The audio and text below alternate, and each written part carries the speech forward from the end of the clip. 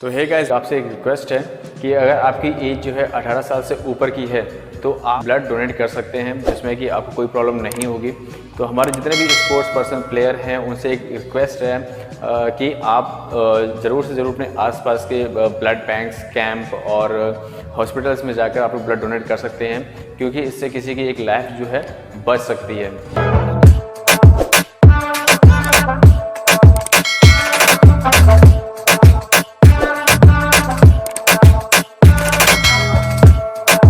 सबसे पहले स्टोरी बता दूं, जब दो टीमों के बीच में जब भी कभी मैच होता है, मैच होने से पहले सबसे पहले दोनों टीमों के कैप्टन को बुलाया जाता है ग्राउंड पर।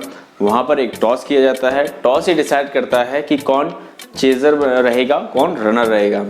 जो टॉस जीतता है उससे रेफरी पूछता है कि आप चेजिंग करेंगे या फिर रनिंग। मेरे केस में ध्यान रखिएगा स्टूडेंट्स, अकॉर्डिंग टू मी मैं आपको प्रेफर करूंगा कि जब कभी भी आप टॉस जीते तो आप हमेशा रनर लें, ना कि चेजिंग। आप रनिंग करेंगे तो इससे आपको काफ़ी ज़्यादा टाइम जो है आपको रनिंग में, जब आप चेजिंग करने जाएंगे तो उससे आपको थोड़े बहुत जो है आपको कह सकते हैं स्टेमिना जो है बना रहेगा। और इससे एक आपको एडवांटेज ये भी मिलता है कि अगर आप कभी जब खो खो का गेम प्ले करते हैं और 6 पॉइंट से ज़्यादा गेन कर लेते हैं तो आपको रनिंग ही मिलेगी, नॉट चेजिंग। तो जिससे आपको आगे जाके बेनिफिट मिलता है। तो ध्यान रखिएगा, जब कभी मैच स्टार्ट होता है, जब दोनों ही टीमों के जो कैप्टन होते हैं टॉस करते हैं, तो सबसे पहले स्टार्टिंग वहाँ से होती है। तो कैप्टन डिसाइड करता है कि चेजिंग लें या फिर रनिंग। तो ध्यान रखिएगा, जब कभी आप टॉस जीते हैं तो रनिंग को ही चूज करिएगा। बाकी फिर आपका माइंड प्रिपरेशन के ऊपर है कि आप कैसा क्या माइंड सेट करते हैं। जो मेरी स्ट्रेटजी है मैं यही प्रेफर करूँगा कि अगर आप टॉस जीते हैं तो रनिंग लें। तो रेफरी के बाद जब बुलाने के बाद टॉस जीत जाते हैं, उसमें फिर आपको करना क्या होता है, इनकेस आप टॉस हार जाते हैं या फिर जीत जाते हैं, आप जब चेजिंग चूज करते हैं या फिर चेजिंग आपको दी जाती है, तो इन 8 ब्लॉक में आपके जो प्लेइंग 9 एक्टिव प्लेयर जो होते हैं वो यहाँ पर सेट करते हैं। जैसे देख सकते हैं 1 2 3 4 5 6 7 और 8।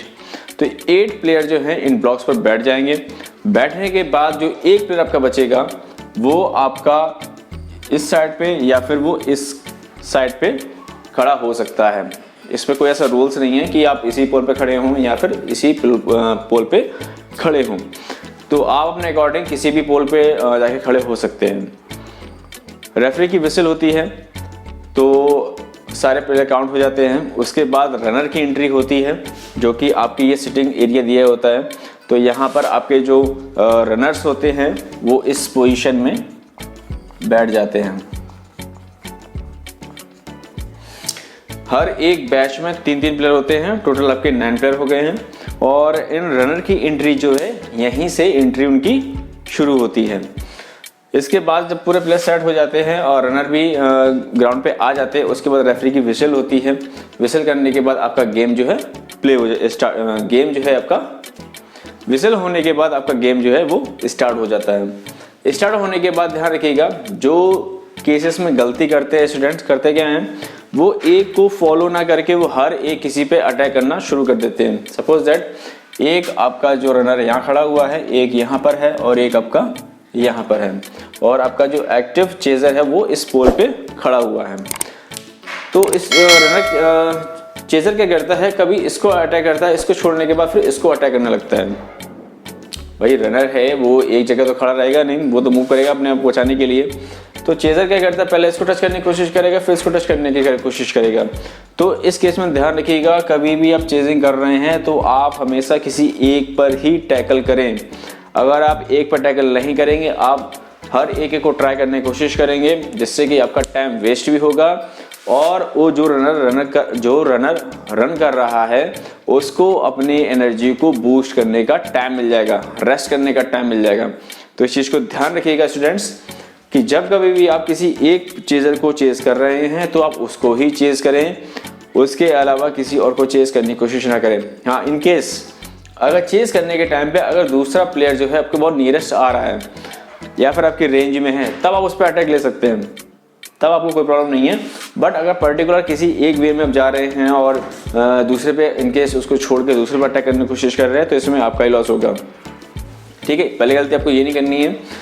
सेकेंड, जब आप किसी को खो पास करते हैं, ध्यान रखिएगा, जब आप किसी को खो पास करते हैं, खो हमेशा उसकी पीठ के जो रहता है प्लेयर, जो चेजर बैठा हुआ है, उसकी पीठ की तरफ आके ही खो पास करना है, जिसमें कि आपका एक पैर इस लॉबी के अंदर, ठीक है, इस गैलरी के अंदर होना चाहिए, और जो चेजर है, जो एक्टिव चेजर है, उसका टच उसकी पीठ पर होना चाहिए। और तीसरा, और खो बोलना चाहिए। अगर ये तीनों चीज़ें अप्लाई करते हैं तो इसमें आपको खो पास करने में कोई भी फाउल नहीं दिया जाएगा। ठीक है स्टूडेंट्स, कि खो आपको कैसे पास करना है, ध्यान रखिएगा। खो आपको कैसे पास करना है, उसके एक पैर जो है आपका गैलरी लॉबी में, एक पैर आपको उसकी गैलरी में होना चाहिए, और पीठ पे टच करना चाहिए, और तीसरा खो बोलना है आपको। ठीक है, इसके बाद चलिए आगे बढ़ते हैं। Take direction. टेक डायरेक्शन कैसे लेना है? सपोज करिए अगर आपको यहाँ पर खो मिला, या आपको कहीं भी आपको खो मिला, खो लेने के बाद आपको सीधा आना है। सपोज करिएगा इन केस अगर कोई भी रनर यहाँ खड़ा हुआ है, यहाँ पर एक्टिव चेजर ने खो पास किया, खो पास करने के बाद इस डायरेक्शन में दौड़ता है। ठीक है, रनर के पास एडवांटेजेस ये होता है वो लेफ्ट या राइट जा सकता है, बट चेजर के पास सिर्फ एक ही एडवांटेज ये होता है कि उसको सीधा दौड़ना है। ठीक है, तो इस कंडीशन में करना क्या है कि ये जो गैलरी दी गई है इसका चेजर को यूज करना है। दोनों हाथों को सीधा रखना है, शोल्डर को सीधा रखना है, पैर भी सीधे रखने हैं, मतलब कि पैर को लेफ्ट या राइट मूव नहीं करना है, उसको सीधा उस लॉबी को यूज करना है, सीधे चलते जाना है। जैसे ही उसके पास आते हैं आप उसकी तरफ मूव करिए। ये ध्यान रखिएगा, ये बहुत ज़रूरी इंपॉर्टेंट है। बहुत ज़्यादा इस पर शोल्डर फाउल, लाइन कट, बहुत कुछ ज़्यादा फाउल इसी में ही होते हैं। इस चीज़ का ध्यान रखिएगा बहुत, क्योंकि ज़्यादा केसेस इसी में पाए जाते हैं। इस पर डायरेक्शन फाउल हो जाता है, लाइन कट हो जाती है, सडन खो दी जाती है, और बहुत जल्दी प्लेयर उड़ जाते हैं, तो इसमें बहुत ज़्यादा फाउल मिल जाते हैं। तो एक चीज़ का ध्यान रखिएगा। और एक चीज़, इसके बाद जो हमारा नेक्स्ट पॉइंट है कि आउट कैसे किया जाए। आउट कैसे करना मतलब ये है कि आप अपने जो रनर दौड़ रहे हैं उसको हाथ से टच कर सकते हैं, तभी आउट माना जाएगा। अगर आप लेग से टच करते तो आउट नहीं माना जाएगा। इस चीज़ का ख्याल रखिएगा कि आप जब कभी दौड़ रहे हैं, दौड़ते जा रहे हैं, आप सोचते हैं कि मेरे हाथ से ज़्यादा मेरा पैर आ सकता है, तो ऐसी गलती कहीं मत करिएगा। इवन आपको इसलिए रेफरी भी आपको वार्न कर सकता है, आपको वार्निंग दे सकता है कि इनकेस दोबारा गलती की तो आप आउट कर दिए जाओगे। तो इस चीज़ का ध्यान रखिएगा। और चलिए नेक्स्ट टॉपिक जो देखते हैं। कई स्टूडेंट्स का मैसेज आया मेरे पास कि क्या सर कि ये जो सेंट्रल लाइन बनी होती है, सेंट्रल लाइन के जो अपोजिट साइड है, क्या हम उस पर टच कर सकते हैं? तो बिल्कुल टच कर सकते हैं, बस आपका जो पैर है इसमें लाइन कट नहीं होना चाहिए। आप उसको फांद नहीं सकते हैं, लाइन कट नहीं कर सकते हैं।